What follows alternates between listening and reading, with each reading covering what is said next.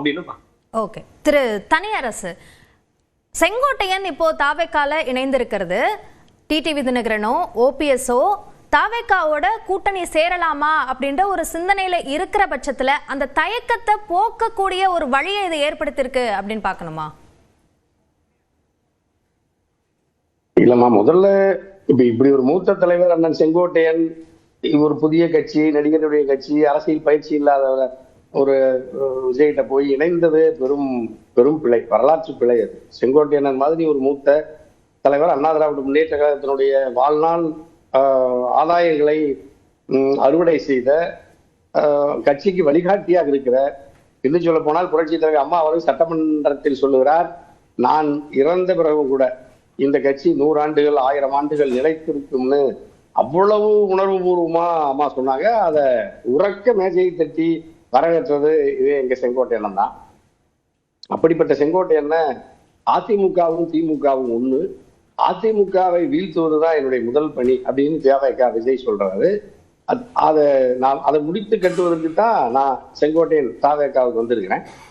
நேற்று பேசுற சொல்றாரு, இந்த கட்சி அதாவது விஜயை புனித ஆட்சியை முதலமைச்சராக்கிறவரை நான் அயராது உழைப்பேன்னு சொல்றாரு.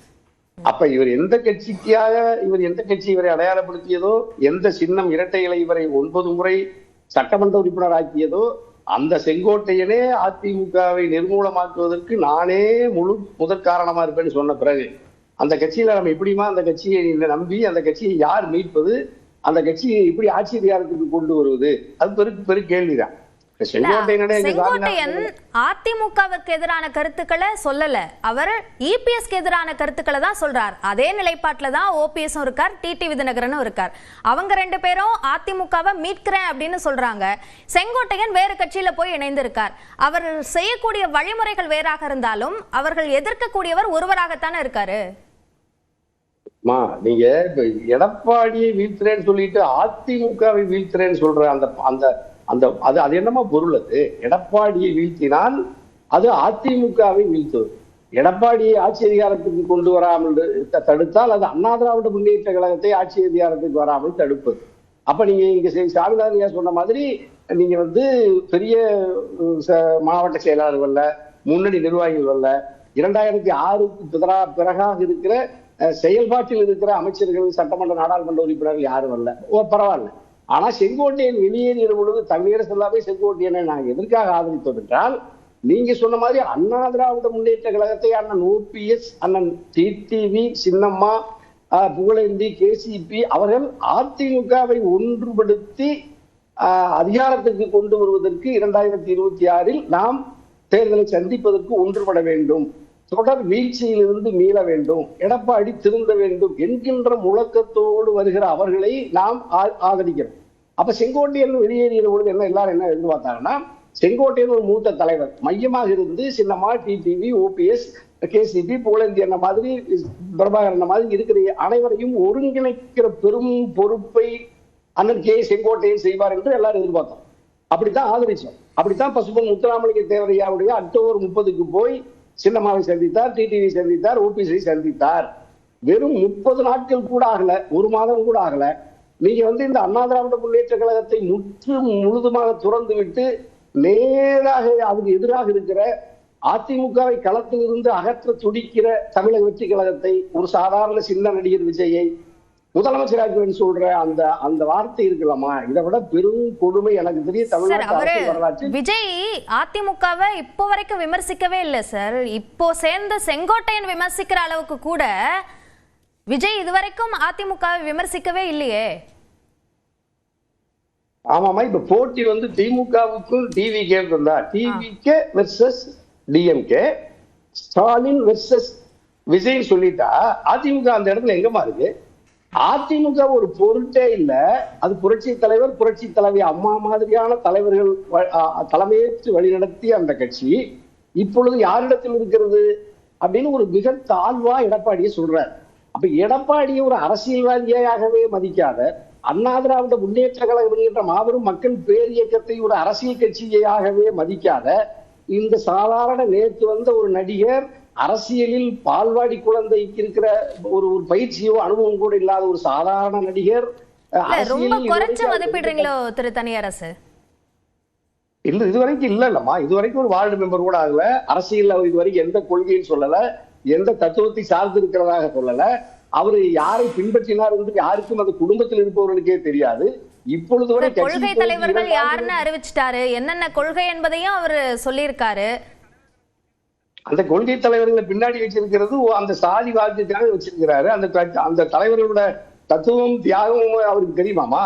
அந்த தலைவர்களுடைய தத்துவத்தை பற்றி அவர் அந்த பரப்புரையில 4-5 பரப்புரைகளை நடத்தினார், 2 மாநாடுகளை நடத்தினார்.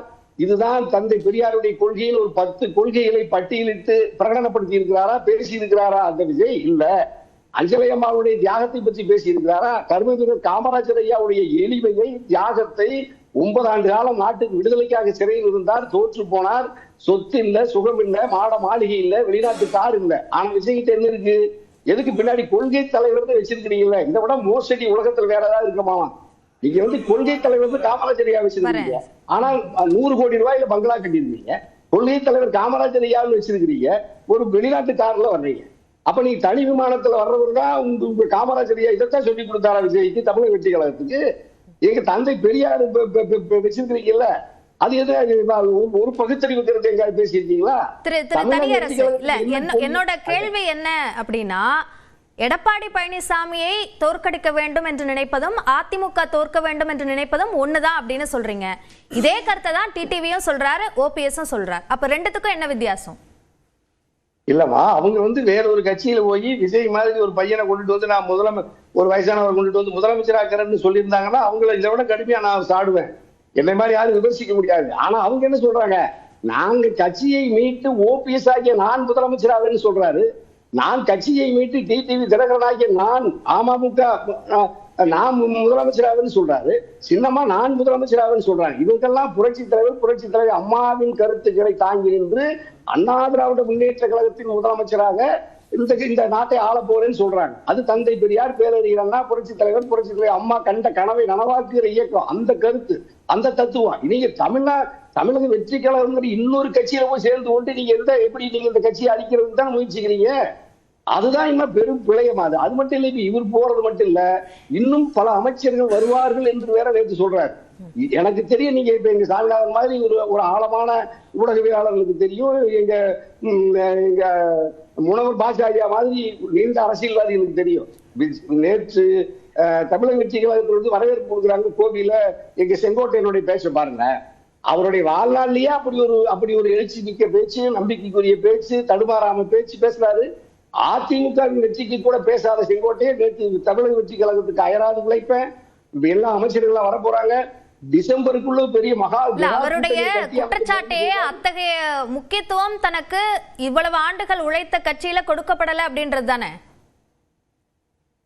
முக்கியத்துவமே கொடுக்கல. பாவமா 9 முறை சட்டமன்ற உறுப்பினர் முக்கியம் இல்ல, அமைச்சரவை கொடுத்த அழகு பார்த்தா முக்கியம் இல்ல.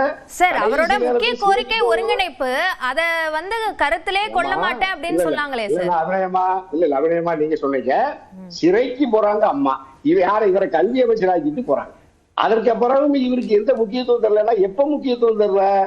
அதாவது இவர் கட்சி விட்டு வெளியேற்றின உடனே 24 மணி நேரத்தில் இன்னொரு கட்சிக்கு ஓடுறாருன்னா, 52 ஆண்டு காலம் ஆட்சியின் அதிகாரத்தை ஒவ்வொரு நிமிடமும் சுவைத்து பதவியே ஒரு நிமிடம் கூட இல்லாமல் இருந்த செங்கோட்டையனை பார்த்து நீங்க இவருக்கு என்ன முக்கியத்துவம் தரல?